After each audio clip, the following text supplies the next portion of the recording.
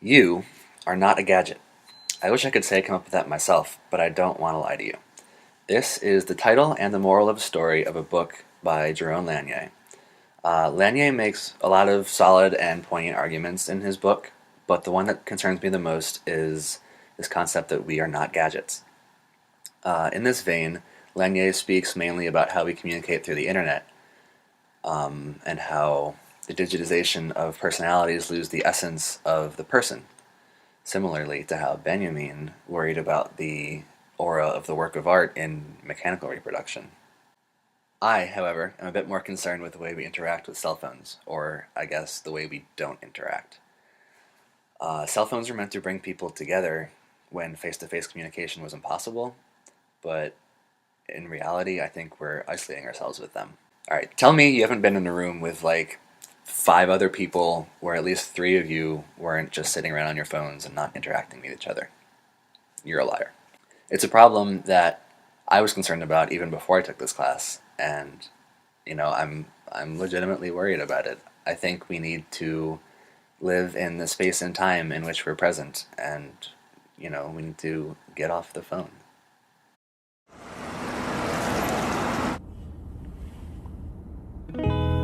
Hey man, I've recently been doing some contemplation about people's dependency upon cellular telephones. Yeah, man, me too. I've really noticed that everyone always seems to be on their mobile device instead of really being in the moment. Exactly. And I feel like this is a very significant issue that needs to be addressed immediately. Yes, immediately.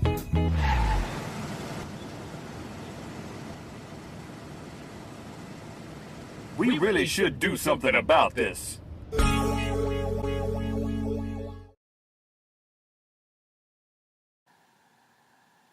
Dude, Yeah.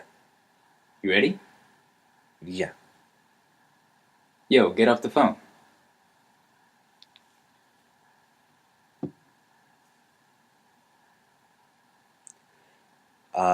YouTube comedy duo Rhett and Link would make excellent media theorists. The video uploaded to their channel on December 3rd expresses their concerns about society's increasing dependence on cell phones. Dependence, I think, is certainly the strongest word that I can think of, but it's more of a nicotine addiction rather than a healthy relationship. Whether you're shopping in a mall, walking across campus, or even sitting in a restaurant, it's a safe bet that at least half, probably more than half of the people that you see are going to be entrenched in whatever's going on their phone rather than present in their current space and time. People are becoming less and less inclined to put their phones down.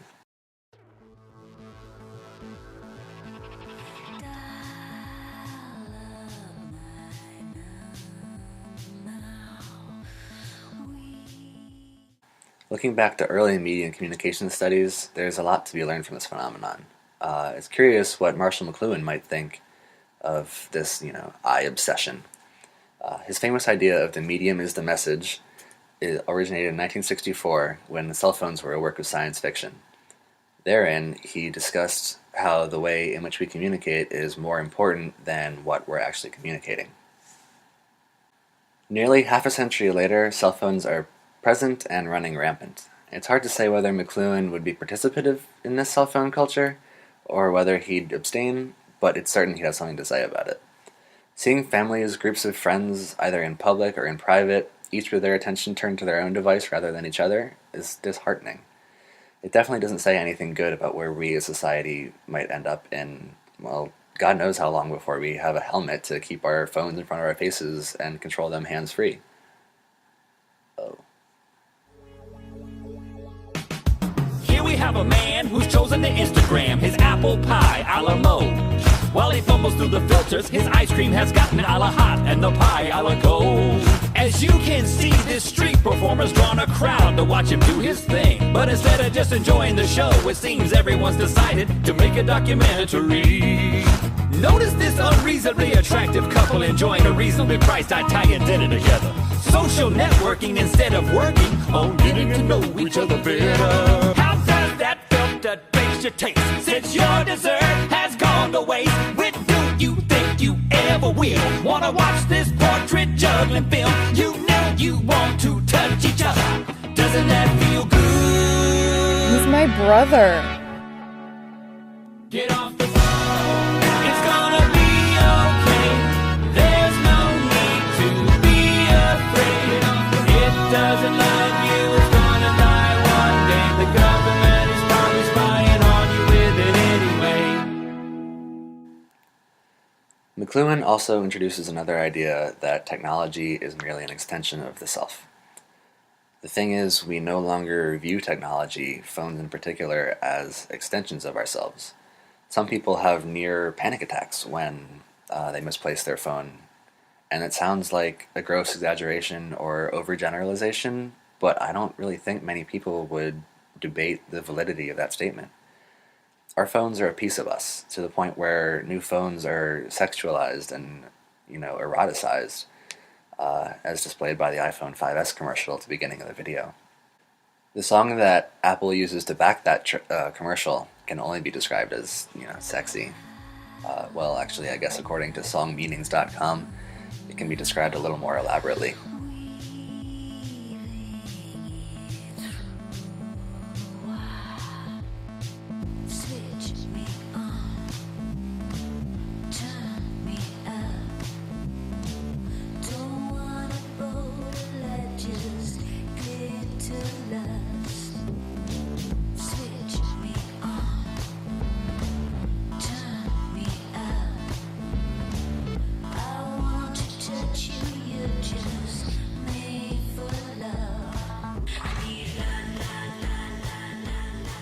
Phones are being fetishized today to a point that's concerning for the future.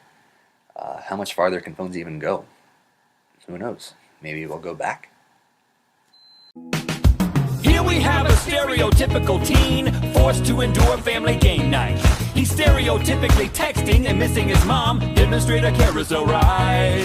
Little Ethan here is celebrated being the center of the universe for 1 year. But the world's greatest dad is more worried about Facebooking it than actually being here. Let's listen in and see if we can get some context. Please hurry, we're at 382 Pine. He has the nerve to make a phone call. It's such a pivotal moment in his friend's life. How could you be so disengaged while precious memories are being made? Do you really think your friends need another baby picture in their feed? Don't be such a self-centered guy. Now isn't that better? I think he just died. Guy Debord wrote in 1977 about the commodity as spectacle. He discussed how, as a whole, society was moving towards this obsessive, passive intake of images and information, while the passivity of it is being ameliorated by the participatory nature of the internet. The obsessive part has gotten a lot worse. We constantly immerse ourselves in media, and cell phones perpetually facilitate that immersion with little to no difficulty. The worst thing you can encounter nowadays is, now what are you even going to do? I can't check my Twitter. I can't text my friends about nothing. I can't even connect to Facebook to play Candy Crush. We need to stop. Jonathan Foer's New York Times article, How Not to Be Alone, is a great example of the isolation that cell phones create. Published in June 2013, Foer tells the story of when he encountered a young girl talking on her phone and crying. Clearly the girl was in emotional distress, but Foer didn't know if he should make an effort to interact with her. He's sure that 50 years ago that would have been the right thing to do, but since this happened in her own separate world through her phone, was it his place to interject? Who's to say? Cell phones were invented to create an on-the-go means of communication when face-to-face interaction was impossible. Instead, they've become an omnipresent distraction from our presence in space and time. Half the time, they're interrupting communication instead of facilitating it. I think as a society, we're in danger of losing all interpersonal communicative abilities. It's a very frightening but very real fact that we have a hard time existing in public without our noses buried in our phones. I'm honestly frightened what may become of interpersonal communication in the next couple decades.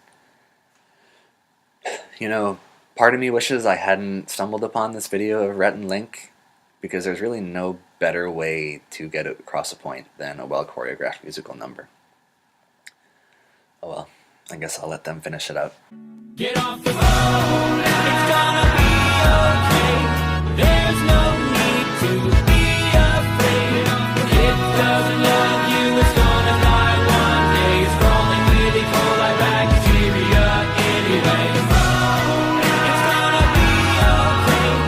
I'm on the set of our music video. There's Rhett. Seriously? What?